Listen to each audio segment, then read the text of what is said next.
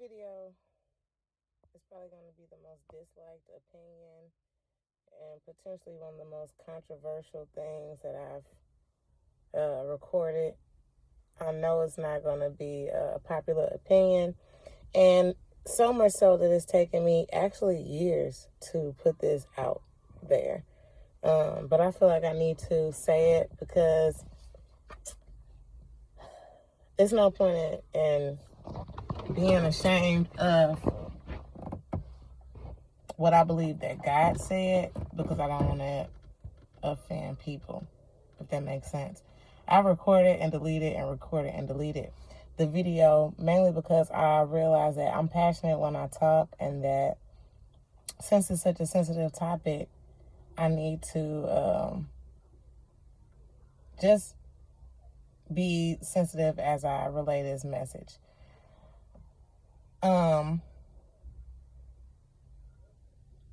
Halloween. When I was growing up, we didn't celebrate Halloween at all, but I always wanted to. I always had attitude with my mom because she wouldn't let us go trick-or-treating and stuff like that. Another major reason I had an attitude with her about it was because she was known for throwing like the best like spooky slumber parties and stuff well before I was born. And then as she got older and more mature in her walk with God, she started to feel a conviction about it. Okay. But I would say maybe about 5, 6, before I even had kids, 6, 7 years ago, 7, 8 years ago, the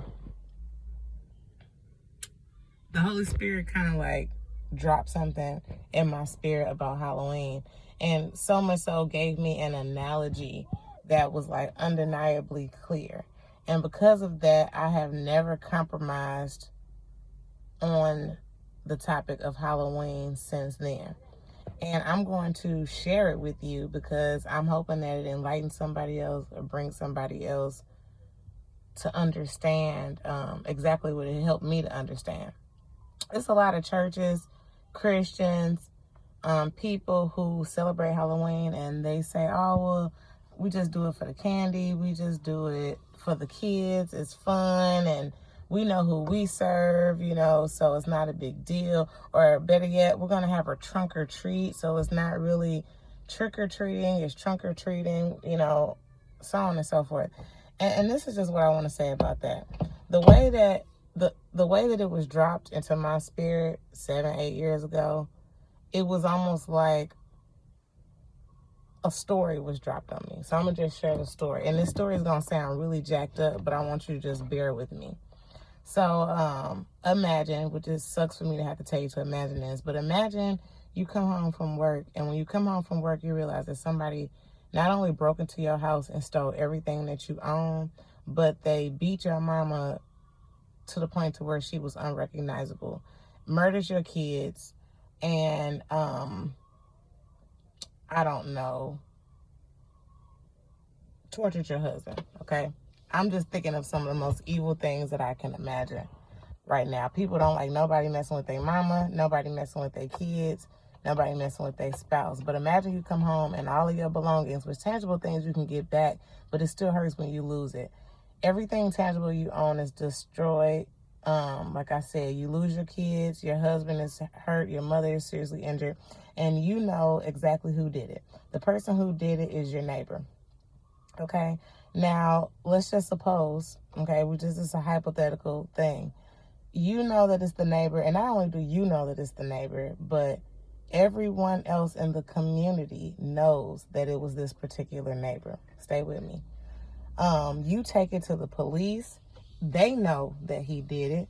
However, there's not enough evidence to support it, so they drop the case. So now here you are, first of all, grieving, okay, for your kids, grieving for what you've lost, recovering from something so traumatic. Anything like this would make the average person lose their mind, first of all. But you're grieving through all of this, trying to keep yourself together. And one day you come home and you realize that the neighbor who did all of this to you is throwing a huge party. And you recognize the cars that are outside his house. So you know who's at this party. The people that are at this party include the neighbors who knows what he did. your aunts, your uncles, your coworkers, the police officers who were involved in your case, you know, people who love you, your grandma's at the party. Everybody is at this party turning up. And out of rage, you go in and you address these people and you say, hey, what's up? Like, this is how y'all gonna do me? Like, y'all straight at this man's house turning up at his party? Imagine their response is, well, I mean, yeah, we know what he did. We know he's evil. We know he murdered your kids. We know he tortured your husband and beat your mom. But the only reason we came to this party was because he had really, really, really good food.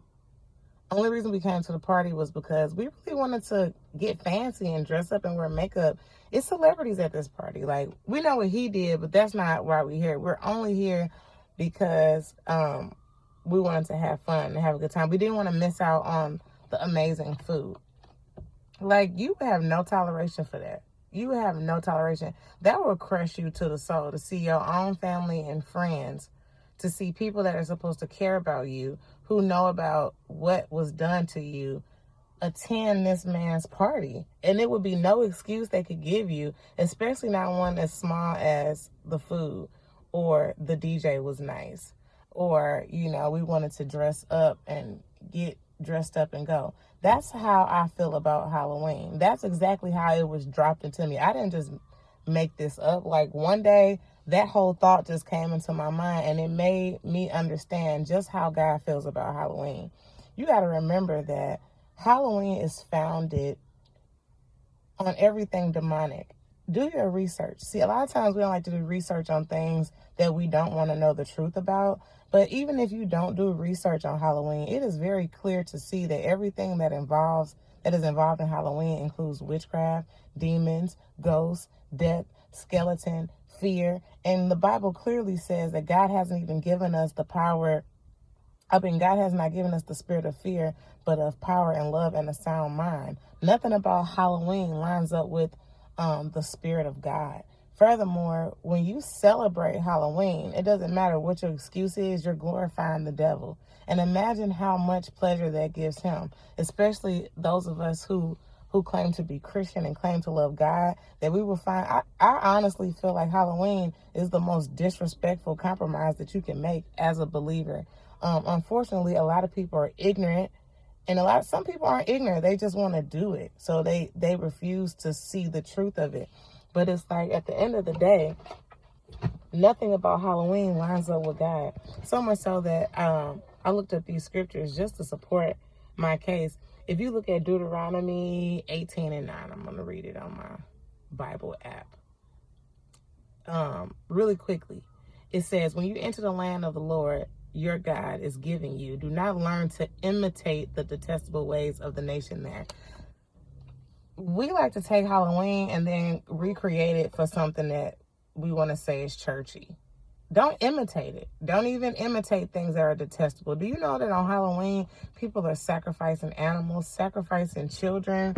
They are doing cantations, holding ceremonies. Maybe you just look at Halloween as a reason to dress up and look sexy in a witch's costume, which is also real dumb. But there is very big meaning behind Halloween. Halloween itself, from things that I've read, the whole story of it is that the demons and the spirits that will come to potentially curse or haunt you or intrude on your house, you would rid of those spirits by giving them a treat, such as an apple or an orange or things like that. Now we've turned that into candy. So you think about that. You're literally dressing your children up to represent these omen, these demons, these ghosts, these spirits that are on the team of the devil, so that you can lure them away by giving them a treat. It's like or they would dress up as demons so that they would trick the actual demons. That's where the word trick from trick or treat comes from. Why would you want to be a part of anything like that? As far as me and my kids, we will have nothing to do with it. They already know. My kids are 5 and 6, and they already know. It's like, they love God. I've raised them to love God, or to know about God. and to understand who God is in our life. And so anything that has to do with anything that opposes God, they're not upset about that. My kids aren't walking around here mad because they can't dress up. They're not walking around here mad because they can't do what all the other kids are doing, simply because I explained it to them in great detail. Also, all of that candy goes on sale the day after Halloween. I feel no need to recognize the devil on his day. Just like in the story that I gave you, I would not walk up in a man who I know was a murderer or who abused someone close to me I love. I'm not going to do that to God. He's been too good for me to then compromise and play on the devil's territory and say, oh, well, for the kids, I just want to have a good time. It's fun. They can dress up any day they want to dress up. They can put on a costume any day they want to dress up and play pretend. You don't have to glorify the enemy by doing that. It says in Ephesians, let me look this up so I don't quote it wrong. In Ephesians 5:10? And 5:11, it says, have nothing to do with the fruitless deeds of darkness. Have nothing to do with. That means that don't even participate in any kind of way. Don't be connected in any kind of way. You know what I mean? The most me and my kids would do during the fall season is carve pumpkins, because God made pumpkins, and we carve happy faces and crosses and Jesus' name in it and light them up and put them on the porch. But other than that, I'm not going to do anything. If I'm going to do anything on Halloween, it's going to be to fast and pray against all of the demonic things that are happening. Like, we forget that we living on the earth, but there's also a world around us that has a spiritual realm of everything evil. That God is sending angels to protect us and war on our behalf. And then we're going to get up and dress up like demons so that we can get spooked or get scared or have fun. Like, I'm sorry, y'all. Ain't no excuse for it. There is no excuse for it. And I'm hoping that the people who see this or hear this message are people who are simply ignorant to the truth of Halloween. And because they just didn't really know any better, this information helps you to make a difference and make a change. People who take the devil seriously, unfortunately more serious than a lot of Christians, this is a major holiday for them. They are praying to the devil. They are doing satanic practices. They are, like I said, sacrificing animals, sacrificing children, casting spells. We think that witchcraft is funny. Witchcraft isn't funny. What is that? Leviticus? Sorry, one more scripture and then I'm done. In Leviticus, let's see, 27. In Leviticus 20:27, it says, a man or a woman who is a medium or a spirit amongst you must be put to death. That's just how much God didn't play around with witchcraft back in the Old Testament. It was such a abomination to him, and he says that in Deuteronomy, that this is an abomination to me for you to even participate. But there was so little tolerance for it that literally you would die. That was the punishment. Punishment was death. So don't compromise with him. You wouldn't compromise with somebody who murdered your kids, or who, and that's another thing. Anything evil, you have to realize, is influenced by the devil. Everything evil is influenced by him. So even though the story that I gave you seems a little bit harsh, it seems a little bit extreme, that stuff actually is happening to people. And who do you think is behind that? The enemy. But then you want to go to his party. You want to go turn up at his party and dress up like a witch, or I don't care if you're dressing up like Cinderella. The fact that you are celebrating in his day, knowing that all year long, his whole plan was to destroy your life. If he could have his way, like in another video that I posted, if he could have his way, you wouldn't even have your mind, because he would have done so many sick and evil things to you that you wouldn't have even survived this far. Got my little raggy scarf on. You just wouldn't. So even those things that you're pretending to do, that's not a game. That's his real plan for you. His real plan for you is to take away from you everything that is good, to cause the most possible pain and anguish to your life, to rip your heart into shreds, even if it means to touch your kids. And the only reason he can't do it is because of God. God doesn't allow him to.